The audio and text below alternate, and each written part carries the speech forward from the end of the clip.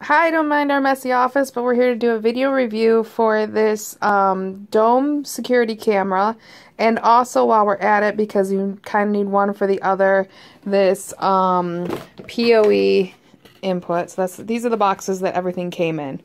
And we have sort of a makeshift testing station here that we're working on before we actually install it. So right there on the floor, if you could see it, right next to the cat, is the PoE input. Am I saying that right? It's an input? Yes. Do you know what PoE stands for? It's power over Ethernet. Correct. And you'll see that there's two cords. There's one which is the gray one. You'll see that going up to the camera. So that means that the camera is now getting power from this PoE input. And then the blue one, you'll see, goes up to our router. So that is where the data is going into and out of. And then the husband has something to say. Well, this is a 12-volt DC in, so you could actually hook up a external power source to it. If you don't have the PoE. And then you could just run straight to your router if you don't have a PoE router, but this makes it a lot easier because you can plug right in and then right out to the router. Like that. Right. One thing. So there is the camera. Thing to know about this is that you can't move the camera from your phone. So like we have Baby Monitor where you can move it around with our phone or app or whatever. What you have to do is there's an Allen wrench. Allen wrench is included, right? Yes, right here. There's an Allen wrench included. You loosen it up. You take the dome off, and then you're going to find your mounting brackets. There's three bolts in there, and you have to take it off anyways just to mount it. And when you mount it, there's a template to help you install. In here, there's a sticker template. It's at the bottom here. It's in there somewhere. You'll see it. That you stick up, and it shows you right where you can drill holes. So you have to take it off now. You have to hand adjust this when you install it. So you can't move it around once it's installed. Well, that's why it's a vandal-proof camera. And it says right on it, there's 81-degree view from wherever you change the angle of it at. It also has, it looks like it's got night vision and a sensor to detect when it's dark out, and we can test that. I haven't tested it with turning off the lights yet. But as you can see, in here is where you would actually, you would screw in your mounting screws, and it does come with that stuff, that hardware. And it also comes with what I think is, I haven't figured out what this is yet, but I'm guessing it's so you can drill a hole in the wall to pass your Ethernet through easily.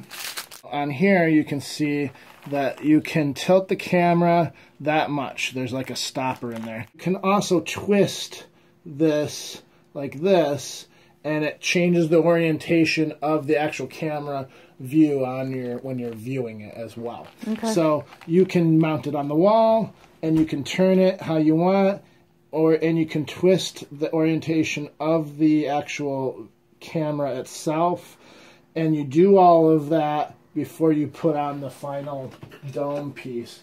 You get all your adjustment, you get it where you want it, and then this is bolted onto the wall, you adjust it, and then you screw on the protective Vandal dome last. Okay. Okay, so now what we're going to do is, I've already tested this.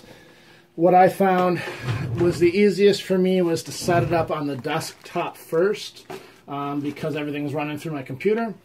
There are some handy instructions here that tell you how to do everything. There's several different ways to use this. I have only tested so far the app and the desktop access. There's apparently cloud access too, but I have not tested that yet. And there's also web access, but yeah, again, I have not tested that yet either. The only two I have tested so far are desktop access. So I started with that, and it comes with a CD, and it is Windows and Mac compatible. But in the directions it says to use the Safari browser when you're using it, and that's important because once you do use this IP configuration, if you're using a different browser as your default browser, you're going to have to copy the IP address into Safari to get it to work, because you have to download an additional plugin that only seems to work in the Safari browser. So anyways, Long story short, I've already gone ahead and installed the IP configuration app, and that's what it looks like on your desktop. I don't know if you can see that. Got it. So you double click on that and it brings up this window right here. And if you don't see it listed, you click refresh and it should show up right there. Now if you click, it says to click this little E here, but again, when I click that, because my default browser is another one, it pops up in there. So I've just copied the IP address that's listed right there and put it into my Safari browser, and so I get this window, this kind of a access. Guide says right off the bat the default password and username is admin, and as soon as you enter that, it prompts you to change the password to your own password. As you can see, it's pointing at the ceiling, but I'm going to bring this down high. Oh God, don't show me. Oh, no, okay. I'm moving the camera to the other angle. Here. Okay, I'll point it at myself. Yeah. Okay, so, and you can even show it over here. Now see how the well, point it over there real quick. See how the camera is kind of, I'm twisting it to get the orientation right? Mm-hmm. That's what I'm talking about with this. Come on, you're showing me. Oh, relax. So again, that works for that. So you can use that for the desktop version. And then you have the app version. And now I've already entered my password into here. But what you're going to want to do is you're going to go into you're going to download the app. It tells you how to download it. And you're going to use the P2P setup. And you're going to enter a device name and then see this little serial number thing. You click that.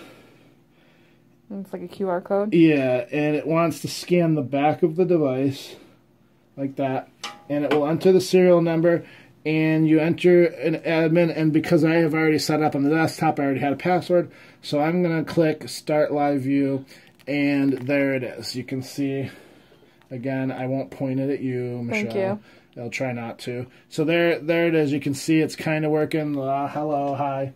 This is so far the app and that work, and it wasn't too hard to do. You know, it wasn't that hard to set up once I figured it out.